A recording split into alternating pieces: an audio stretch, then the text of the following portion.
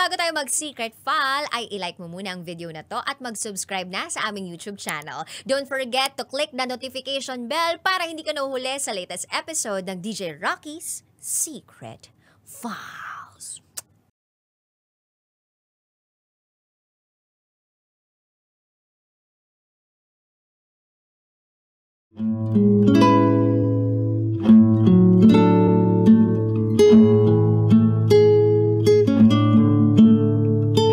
And now, it's time for DJ Rocky's Secret Files.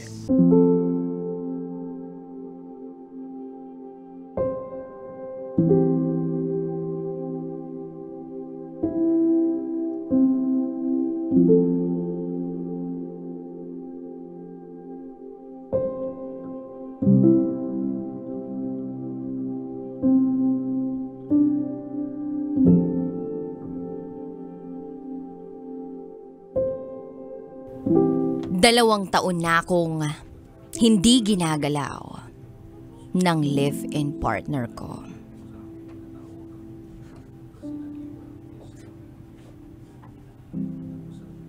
Hi DJ Rocky. Itago mo ko sa pangalang Fatima. At ito ang aking secret file.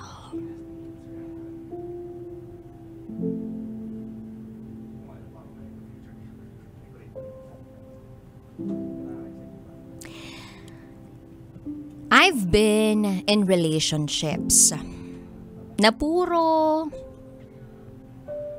pang mabilisan lang. Kasi ayoko ng commitment. Kontento na akong mag-isa. At alam ko na okay akong tumanda na mag-isa. Hanggang sa may nakilala ako. Sa kumpanyang pinagtatrabahuhan ko. Mas bata ako sa kanya ng 3 taon. When I met him,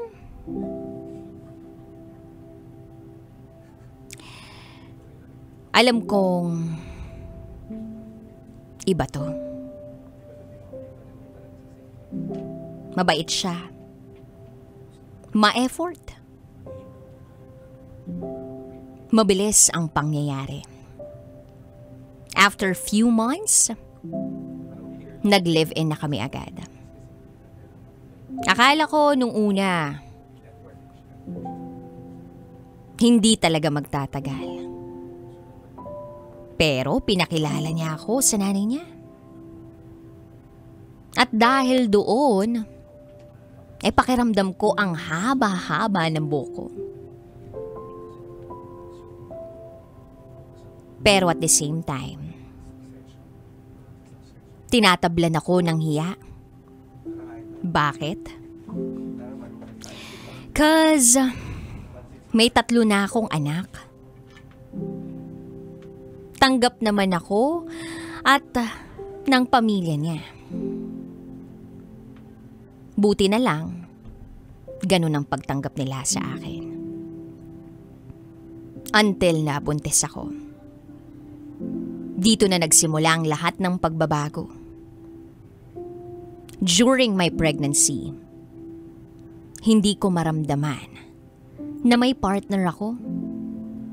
Hindi ko maramdaman yung concern niya sa aming mag-ina niya. Wala siya sa tuwing kailangan ko siya. Lagi siyang nasa tropa niya. Kinausap ko nga siya minsan. Through a letter. Doon nakasaad yung tunay kong nararamdaman.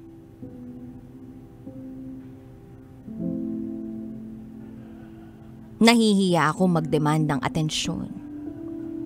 Hindi naman kami kasal. At hindi ako sanay na manghingi ng atensyon sa lalaki. I was thinking, na kung gagawin ko ang pag-share sa kanya ng nararamdaman ko, maiintindihan niya ako. At magbabago siya. Sinabi niya sa akin na nabigla raw siya. Hindi raw siya ready. At para akong binuhusan ng tubig. Baka nga nabigla ko siya. Baka nga hindi pa siya handa. Dahil sa stress ko, nakunan ako. Nalaglag ang bata sa sinapupunan ko. I was in my lowest point of my life. Mawawalan ako ng trabaho. May house loan pa akong kailangang bayaran. May magulang at mga kapatid at mga anak na umaasa sa akin. Marami akong iniisip. Super sakit.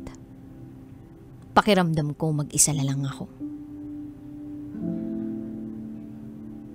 Hinayaan ko lang ang panahon na hilumi ng puso ko. I still chose to stay with him. Sabi ko, baka isang araw, magbago siya. Baka isang araw, ma-realize niya lahat-lahat. Okay na sana kami sa umpisa eh. Perfect match kami. Marami kaming similarities. Para kaming mag-best friend. O magtropa.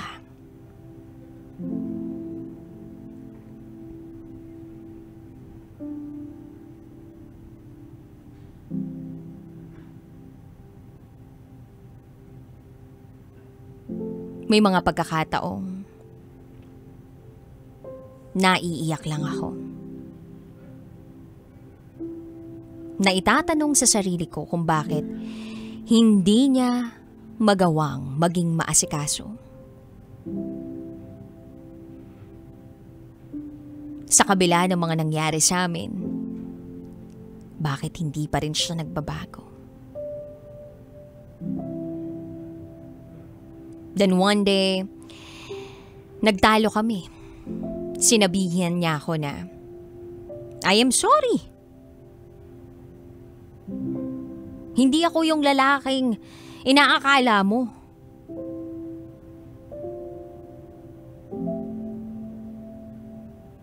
Sabi niya sa akin nung una, aalagaan niya ako. Ang sabi niya sa akin nung una, deserve ko na maging asawa at maging number 1. Ang sabi niya sa akin nung una, itatrato niya ako na parang prinsesa.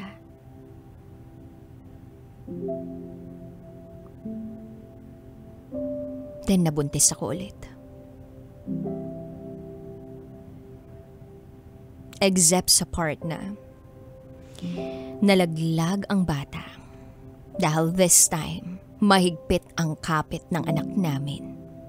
Na kahit stress ako at wala akong atensyon na nakukuha sa kanya, lumaban ang anak namin. Nanganak ako at ang akala ko na kapag nakita niya ang anak namin ay magbabago na ang lahat. Akala ko lang pala ulit. Hindi niya man lang ako natanong kung kumusta ako, kung okay lang ba ako.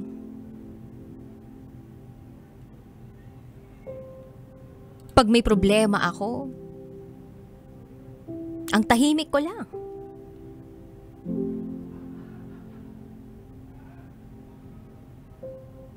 And fast forward to this day, 2 taon na ang anak namin.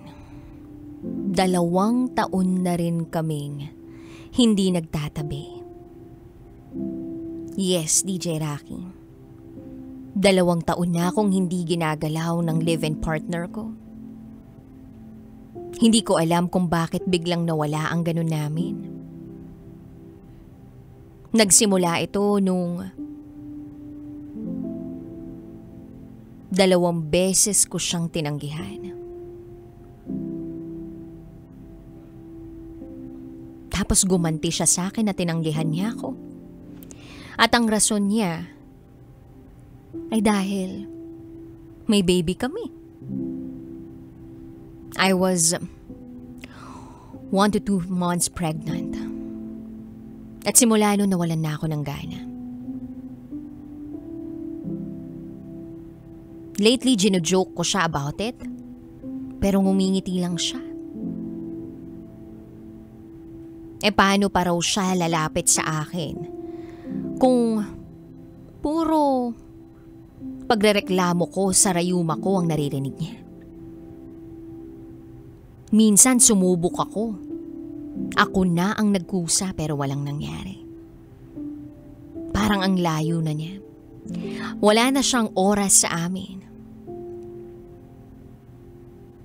If susurpresahin ko siya na aalis kami, susurpresahin niya rin ako na may lakad siya kasama ang mga tropa niya. Sabi ko nga sa kanya, bigyan mo naman ng oras ang anak natin. Ang sagot niya sa akin, minsan lang daw siya maglaro at magpahinga. At gusto ko siyang sagutin ng paano ako? Pero hindi ko yun magawa. Dahil alam kong talo lang ako.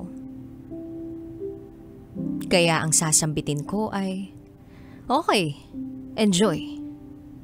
Hihintayin ko siyang kausapin ako. Kaso, mamumuti na lang ang mga mata ko sa kahihintay na magkusa siya pero wala. Kinabukasan, ako pa rin ang babati sa kanya na parang walang nangyari. Sana dumating yung araw na maiparamdam niya naman sa akin na ako ang babae at siya ang haligi ng tahanan. Avid listener mo siya, DJ Rocky. Kaya sana ay marinig niya ito. Sana maisip niya na nanatili akong kasama niya nung mga panahong wala siyang kasama. Sana maisip niya na sagipin ang relasyon namin. Alam ko naman na obvious na merong gap sa aming dalawa. Sadya bang naging manhid lang siya? Napapagod na akong lumabang mag-isa. Ramdam kong mag-isa na lang ako.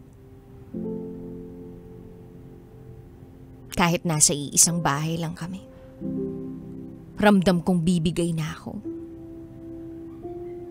Ramdam kong gusto ko na siyang hayaang mamuhay mag-isa. Hanggang dito na lang po muna, DJ Rocky. Muli, ako si Fatima. At ito ang aking secret file.